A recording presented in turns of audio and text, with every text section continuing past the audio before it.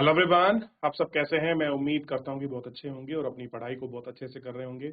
मैं Akash Kumar Bhadana ICT virtual classroom में आपका बहुत बहुत स्वागत करता हूं मेरे प्यारे बच्चों। जैसा आपको पता है मेरे प्यारे बच्चों, बेसिकली हमारी आपका जो है 7th क्लास है और 7th क्लास में हम लोग देख रहे हैं सामाजिक एवं राजनीतिक जीवन की बुक सेकंड, और उसी में हम लोग चैप्टर नंबर 8 को आपका देख रहे हैं।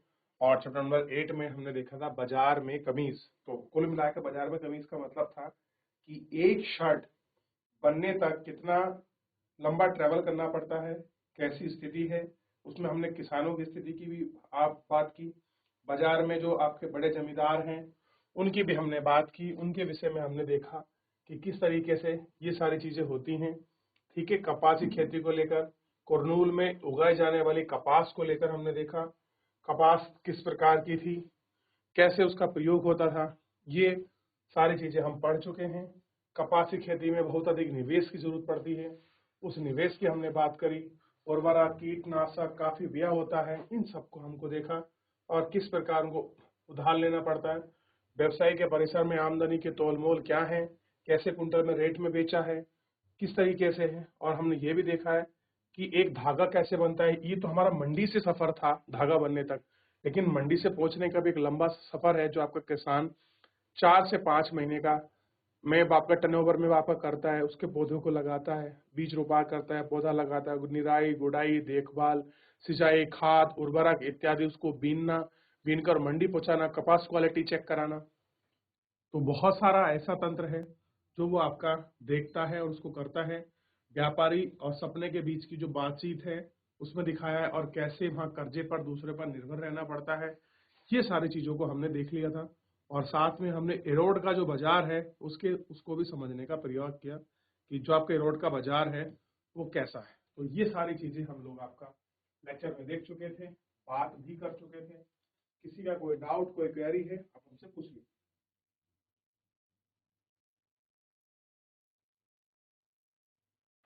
यहाँ तक किसी का कोई डाउट, कोई क्वेरी? चलिए, ये भी देख लिया आपने।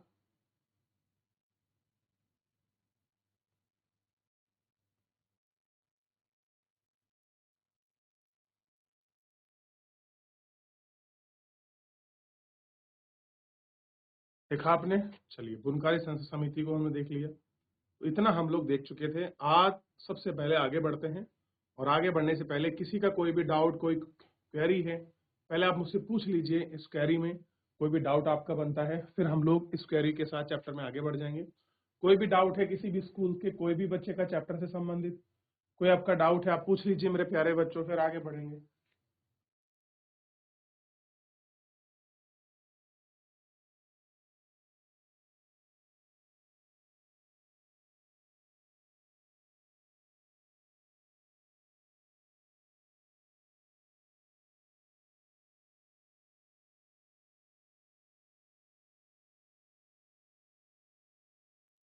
दिल्ली के निकट वस्त्र निर्यात करने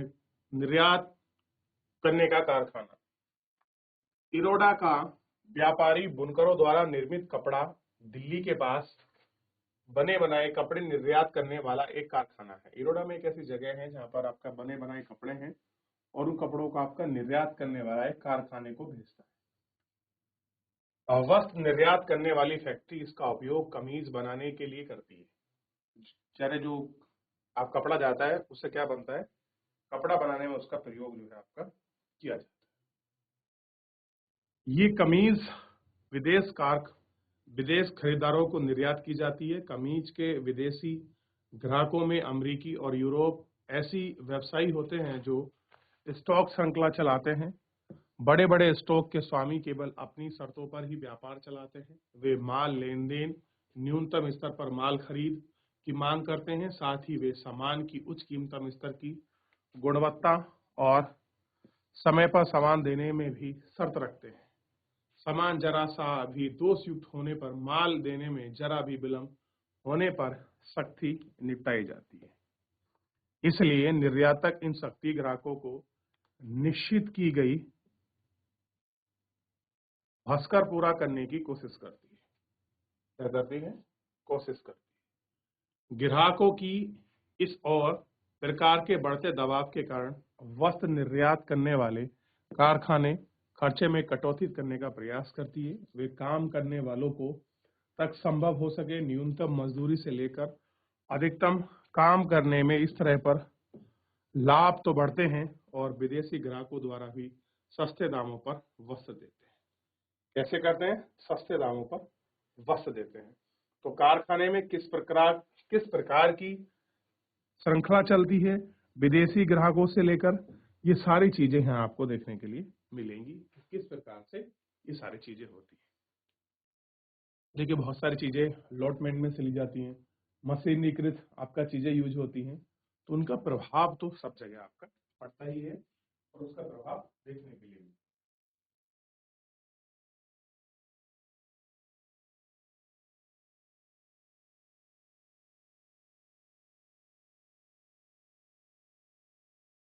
देख रहे हैं।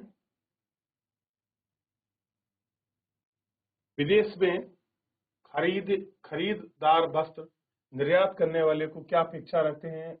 वस्त्र निर्यात में इन शर्तों को क्यों स्वीकार कर लेते हैं? वस्त्र निर्यात विदेशी कारखानों की शर्तों को किस प्रकार से पूरा करते हैं, हमको ये भी देखना है। ठीक है, कौन से टाइप?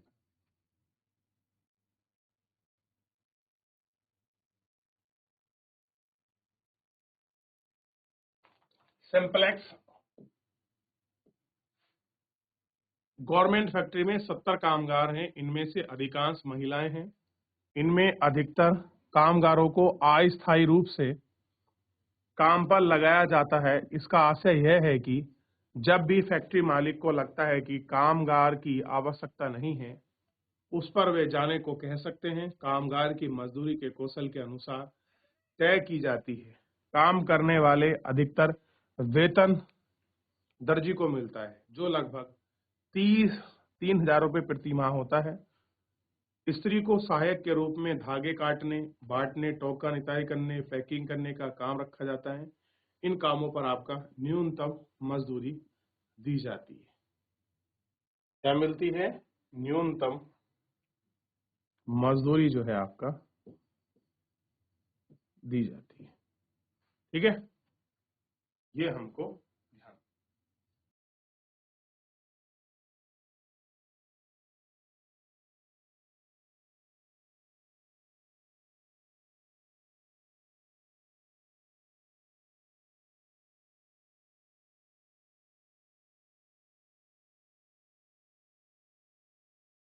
चलिए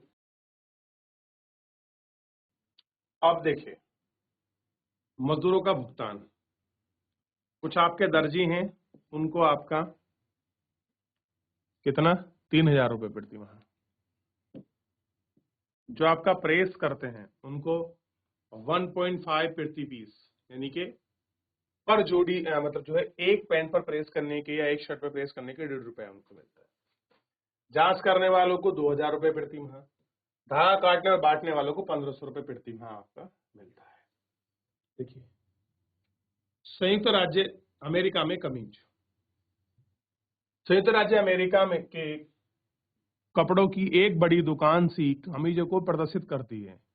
इसकी कीमत $26 रखी गई है, यानी कि एक शर्ट है जो आपके सामने रखी गई है और इसकी कॉस्ट कितने रखी गई है? $26, अर्थात $26 यानी कि 1,800 रुपए में बेची जाएगी। भारत मूल्य में अगर आप इसका प्राइस देखेंगे तो कितना पड़ेगा आपको? ध्यान दीजिए, यह आपका 1,800 रुपये पड़ेगा। दिए गए चित्र के अनुसार रिक्त स्थान भरिए। अब आपको चित्र दिए गए उसको रिक्त स्थान भरना है। कमीज के व्यवसाय ने दिल्ली में वस्त्र निर्यात से इतने रुपए लिए और प्रति के हिसाब से खरीदा, फिर उसे संचार से विज्ञापन किया, खर्चा किया, प्रति कमीज इतने रुपए स्टोरेज आए। उस व्यक्ति को कमीज को 900 रुपए की लागत पड़ी। जब वह उसे 1,800 में बेचता है तो उसे 900 रुपए का लाभ होता है। सबसे पहले यहाँ कितने का हो गया? 900 रुपए का लाभ हो गया।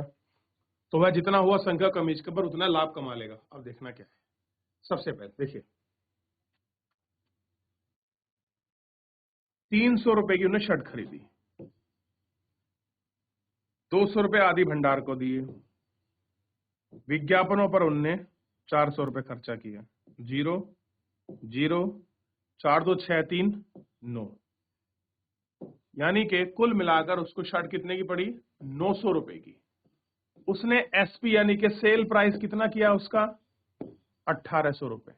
1800 में से हम अगर 900 घटाएंगे तो 900 रुपए का उसको नेट लाभ हुआ। नेट क्या हो गया, प्रॉफिट, नेट लाभ। ठीक, तो उसने कमीज 300 रुपए प्रति कमीज के हिसाब से खरीदी और 400 रुपए वहां उसने विज्ञापन दिया और 200 रुपए उसने आपका उस पर खर्च करे, बस कितने करें, 200 रुपए खर्च करे उसने। ठीक है, नहीं ये देखना है, 900 रुपए का बेचा उसने, तो ये टोटल उसको जो लाभ है वो लाभ निकल कर उसके सामने आएगी। मैंने आपको जोड़ के दिखाया था टोटल, ताकि आप कंफ्यूजिंग ना हो। ठीक है, नहीं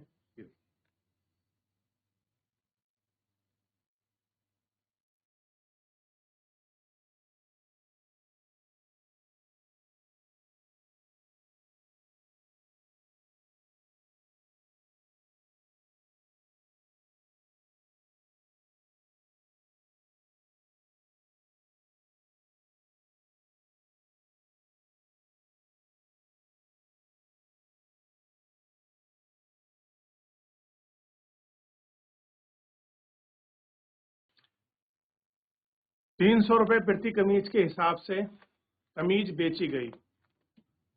कपड़ा कमीज में अन्य बच्चों को आपका 100 रुपए प्रति कमीज के हिसाब से पड़ा।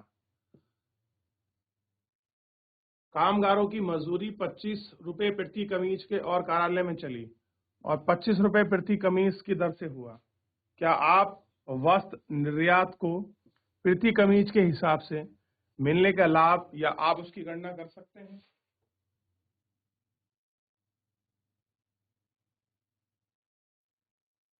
बताइए, गणना करोगे आप उसकी? बाजार में लाभ कमाने वाला कौन है, यानी जो बाजार में प्रॉफिट होता है उसके कमाने वाला कौन है? बाजारों में एक आपका श्रृंखला रुई के उत्पादन में सुपरमार्केट के खरीदार से जुड़ी है। इस श्रृंखला की हर कड़ी खरीदार और बेचने की होती है। आइए फिर हम याद करेंगे वे कौन से लोग थे जो जमीन खरीदने और बेचने की इस प्रक्रिया में सम्मिलित थे। क्या उनमें सभी का समान स्वरूप लाभ हुआ या लाभ की मात्रा में अलग अलग लोग अलग अलग रही? कुछ लोग बाजार में लाभ कमाने के लिए, कुछ खरीदने बेचने के लिए, कुछ लाभ नहीं हुआ, बहुत परिश्रम करा बल्कि उन्हें काम नहीं करा और इसमें तालिका को दर्शाया। तो ये सारी चीजें हमें इसमें देखने को मिली कि किस प्रकार लाभ को उन्होंने सुनिश्चित किया है।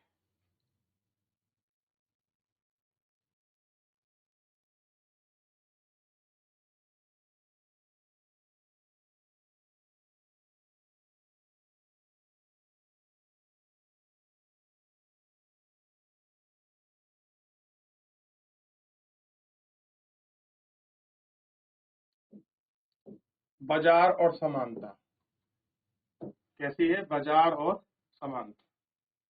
विदेशी व्यवसायी ने बाजार में अत्यधिक मुनाफा कमाया है, उसी तुलना में वस्त्र निर्यात का लाभ मध्य श्रेणी में रहा है।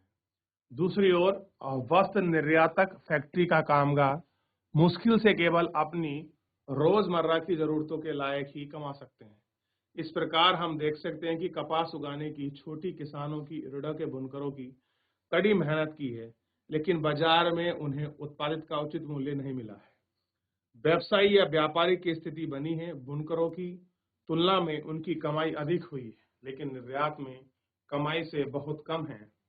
इस तरह बाजार में सब बरकरार नहीं कमा सकते। प्रजातंत्र के अंतर्गत सबको बाजार में उचित मजदूरी मिलनी चाहिए, फिर भी कांता या स्वप्ना परिवार पर्याप्त नहीं कमा पाते हैं, वे अपने आप को क्या बराबर समझेंगे?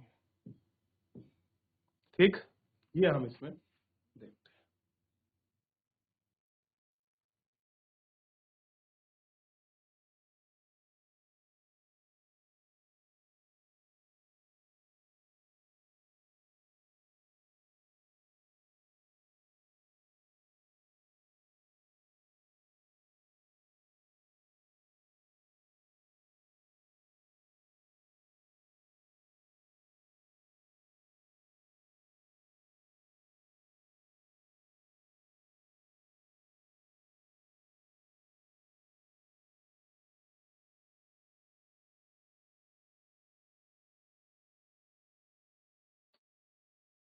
देख लिया, बाजार और समानता की हमने बात करी इसमें।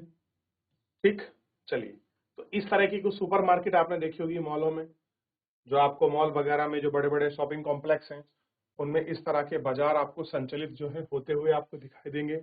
एक पूरी ड्रॉर होती है, लाइन में रखा होता है। देखिए इस प्रकार से आपको सब कुछ आपको होते हुए दिखेगा।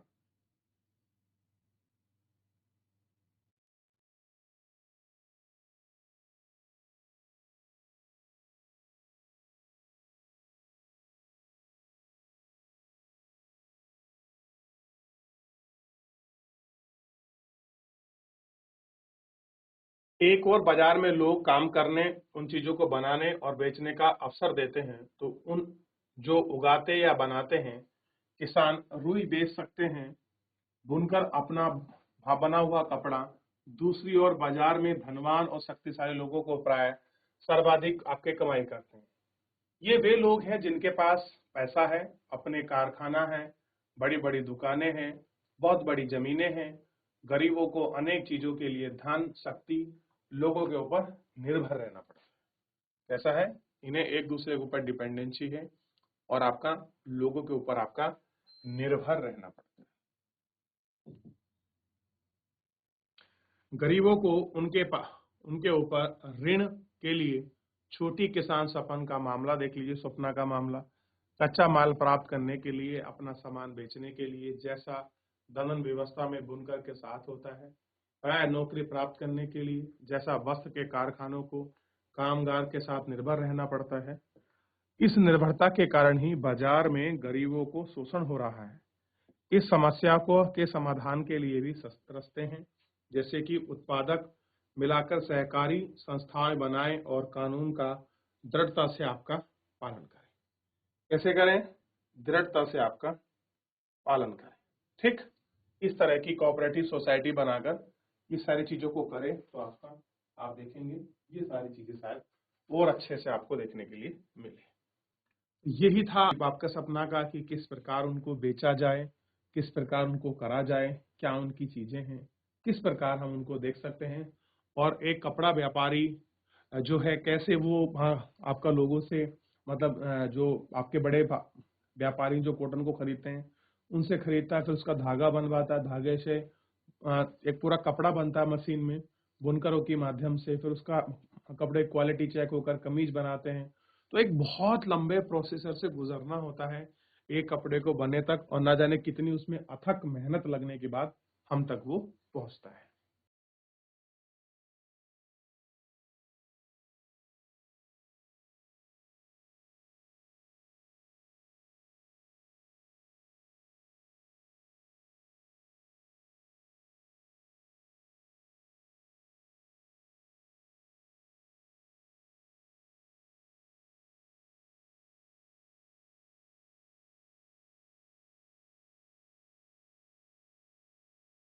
देख लिया, यहाँ तक कोई डाउट किसी बच्चे का, कोई क्वेरी, कोई भी आपका डाउट कोई क्वेरी हो जो आपको समझ नहीं आया हो बच्चों इसमें पूरे चैप्टर में कुछ भी चीज, तो कुछ पूछना है मेरे प्यारे बच्चों, किसी भी बच्चे को कोई डाउट हो आप पूछ लीजिए।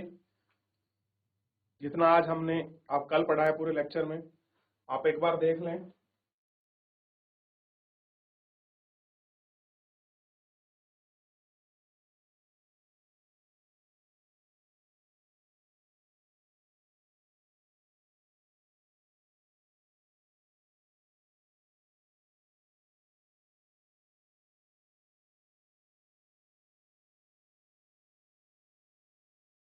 देख लिया, चलिए, तो फिलहाल मेरे प्यारे बच्चों पूरा चैप्टर आपका समाप्त हो चुका है अच्छे से। और इसी चैप्टर को अगर एक बार घर जाकर पढ़ेंगे और कोई भी आपका डाउट कोई क्वेरी किसी प्रकार का कुछ रहता है तो मेरे प्यारे बच्चों आप मुझसे पूछ लेंगे।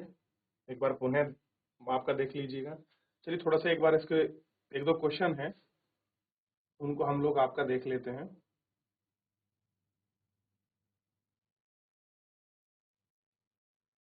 अच्छा, अभी देखिए क्वेश्चन आया है, सपना ने अपनी रुई कुरनूल के रुई बाजार में ना बेचकर व्यापारी को क्यों बेची? यानी कि उसको कुरनूल के बाजार में रुई ना बेचकर उन्हें व्यापारी को क्यों बेची? उसको कह रहा है कि यहां बेचनी चाहिए थी, लेकिन उसने बेची कहां? इस व्यापारी को। क्यों किया ऐसा?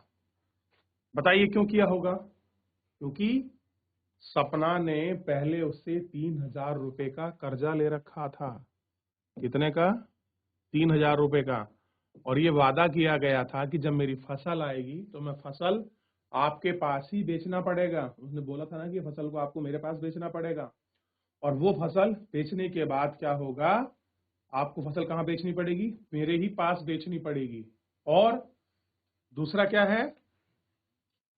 तभी उसे वो आपका पैसा देगा। अगला है वस्त्र निर्यातक कारखाने में काम करने वाले मजदूरों के काम के हालात और उनको दी जाने वाली मजदूरी का वर्णन करें।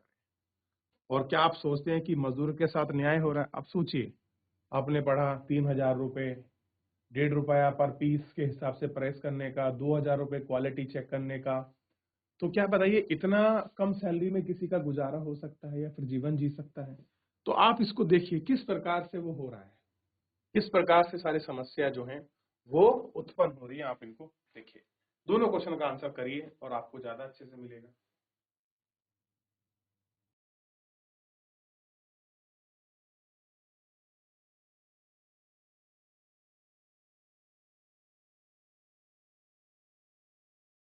चलिए, तो कुछ आंसर्स हैं, कुछ क्वेश्चंस हैं, आप इनको घर पर जाकर अच्छे से देख लेंगे। तो फिलहाल जो है हम इस आपके चैप्टर को यहीं आपका विश्राम करते हैं। तो मेरे प्यारे बच्चों, फिलहाल आज के लिए इतना ही। मिलते हैं नेक्स्ट लेक्चर में। धन्यवाद।